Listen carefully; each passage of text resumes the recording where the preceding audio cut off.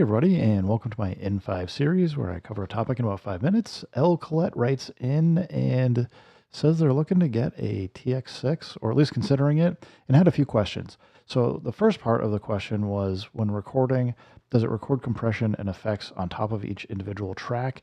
And that's going to partly depend on how you're using it with your computer or how you're kind of using it in general, but you might not be able to see from the tiny webcam display over here. But if I hold shift and hit any particular track, each track has a compressor.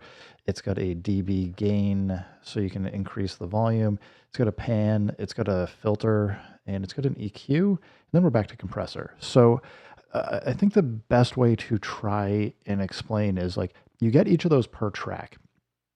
And on the computer, actually on the TX6, you can, I guess the easiest way to say is you can set up the TX6 as a audio interface in basically three ways.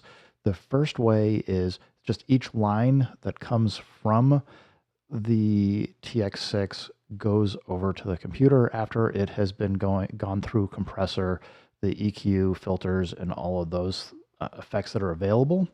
And then your DAW would be able to record whatever you're doing. So like you could adjust your knobs and everything and record those changes if you wanted to. So you could think about it as a, I guess, post effect filter. It's probably the best way I would say is like it's post your line inputs and then it will go into your DAW. There is also a mode where you can have your DAW send audio from the DAW and basically send it to each of these tracks. And at that point, you can then adjust all the knobs, but you're adjusting that post DAW. So you're not going to be able to really record those things from the DAW. There's also a third mode where you can put the TX6 into just a complete mixer and you only get 2 channels of audio from your mixer going into the computer. I think what you're probably wanting to do is basically what I would consider the default mode. That's what I use, where it will just show up to the computer as a 6-channel interface and be able to kind of use it that way from there, where it's taking whatever's coming out after it's run the effects on those channels, but not before you're using your FX1 or FX2 slots. Those are where those are post everything coming back into the TX6 and mixer.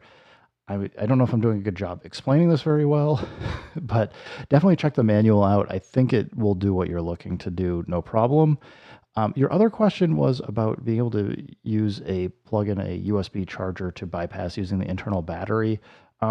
You can absolutely use an external USB audio interface.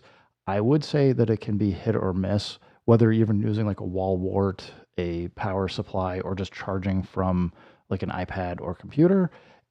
You can get USB line noise from anywhere or ground noise from anywhere. And part of the reason why I've actually reduced and minimized my setup is chasing where I've had issues has been a real problem. Even you might wonder why sometimes I am doing some of these videos and there is everything on, or most everything is on. Like even like the OP1, like I'm not saying anything bad about it, but if I've got both the line in, line out, and USB-C, and I don't have it turned on, it will sometimes start like making like a whining noise that like I can hear in the headphones.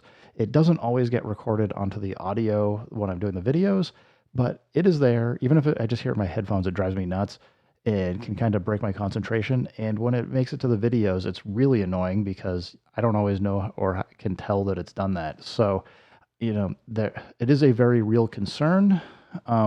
Obviously, if you're going to go from your TX6 to the computer, you're going to be charging it anyway because the computer is going to provide audio.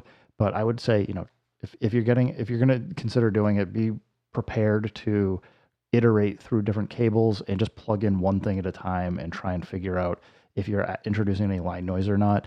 I've got like a Behringer mixer that I never had any line problems with, but I am pretty sure they had the room to do all the ground loop isolation and all of that in like a much bigger form factor for a mixer This is much smaller form factor, and I know teenage engineering seems to have done the best that they can with the small form factor, but there are potentially issues that you might hit. So, don't get knockoff or low quality hubs or power supplies or other things, and be prepared to, as I said, to kind of need to rip things apart from time to time, or like just isolate different parts of your studio and setup and go through it to figure out what the issue may or may not be. Um, I hope that's a good answer for you. I probably have more advice, but if you got other questions, feel free to reach out. Happy to do my best to give you information and details as best as I know about them. And everybody, thanks for stopping by. Keep making music, keep having fun. Remember, if it sounds good, it is good. And peace.